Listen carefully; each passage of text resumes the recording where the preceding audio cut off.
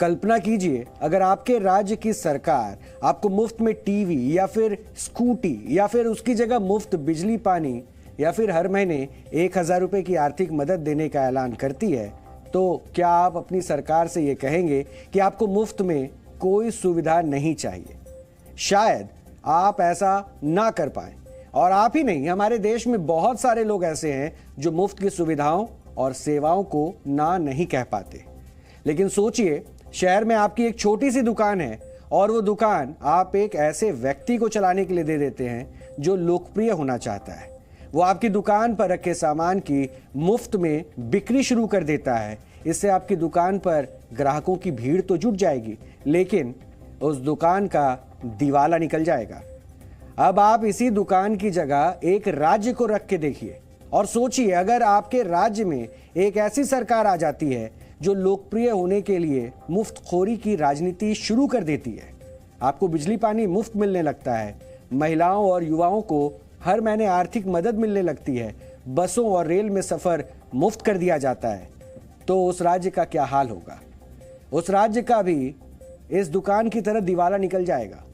और इस समय हमारे देश में यही हो रहा है। श्रीलंका अपने इतिहास के सबसे बुरे आर्थिक दौर से गुजर रहा है। आज श्रीलंका पर 6.5 लाख करोड़ रुपए का कर्ज है।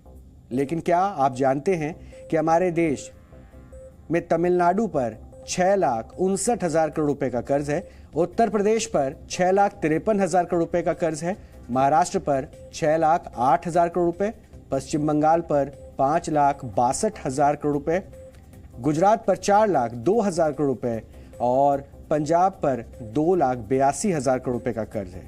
आज बड़ा सवाल यह है कि इन राज्यों की स्थिति भी श्रीलंका जैसी होने वाली है क्या? आज यह सवाल सुप्रीम कोर्ट में भी उठा।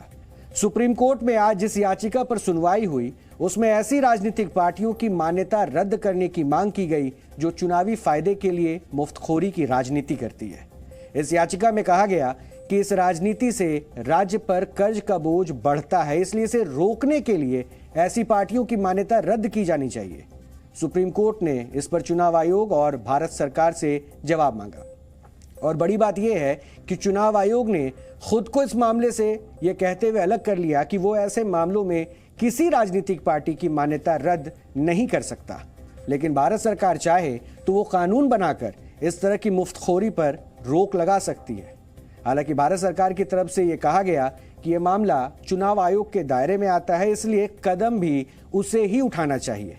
संक्षेप में कहें तो चुनाव आयोग और भारत सरकार दोनों ने ही इस मामले से खुद को दूर रखने की कोशिश की और जिस तरफ सुप्रीम कोर्ट ने यह रुख देखा, उस पर अपना असंतोष भी जताया सुप्रीम कोर्ट ने और कहा कि भारत सरकार इस पूरे मुद्दे पर एक विस्तृत हलफनामा दायर करके अपना पक्ष रखे।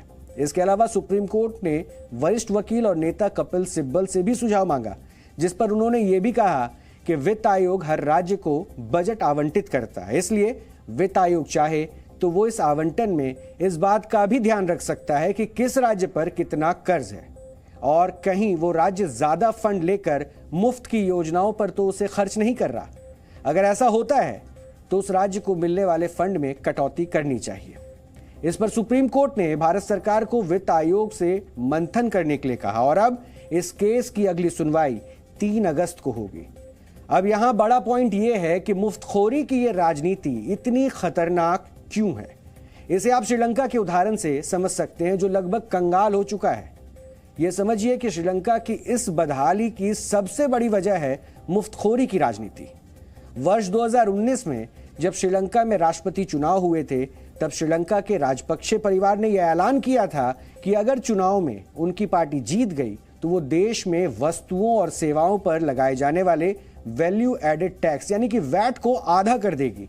और जब चुनाव में राजपक्षे परिवार की पार्टी जीती तो वायदे के तहत वैट को 15% से घटाकर 8% कर दिया गया, जिससे श्रीलंका को उसकी जीडीपी के 2% के बराबर का नुकसान हुआ। और हमारे देश के कई राज्यों में भी आज ऐसा ही हो रहा है। इसमें पंजाब की स्थिति सबसे खराब है। वित्त वर्ष 2020-21-22 में पंजाब पर उसकी जीडीपी के 53% हिस्से के बराबर कर्ज था और यह पूरे देश में सबसे ज्यादा था। इसे ऐसे समझिए कि अगर पंजाब की जीडीपी 100 रुपए है तो 53 रुपए उस पर कर्ज है। और मौजूदा समय की बात करें तो इस समय पंजाब पर 2,82,000 करोड़ रुपए का कर्ज है। और अगर इस कर्ज को पंजाब की 3 करोड़ आबादी में बांट दें तो इस हिसाब से राज्य के हर व्यक्ति पर लगभग 95,000 का ये कर्ज अभी है। और लेकिन इसके बावजूद पंजाब के मुख्यमंत्री भगवंत मान उन तमाम मुफ्त स्कीम्स को पंजाब में लागू कर रहे हैं जिसका ऐलान चुनाव के दौरान हुआ था। जैसे पंजाब में चुनाव के दौरान आम आदमी पार्टी ने ऐलान किया था कि वो सरकार बनने पर 300 यूनिट तक बिजली मुफ्त कर देगी। और हाल ही में पंजाब के मुख्यमंत्री भगवंत मान ने इस मुफ्त स्कीम को लागू कर दिया जिससे पंजाब पर सालाना 1800 करोड़ रुपए का अतिरिक्त बोझ पड़ने का अनुमान है। सोचिए, जिस राज्य पर उसकी जीडीपी के 53% हिस्से के बराबर कर्ज है, उस राज्य की सरकार लोगों को मुफ्त बिजली देकर अपने कर्ज को और बढ़ा रही है। और ये तो बस अभी शुरुआत है।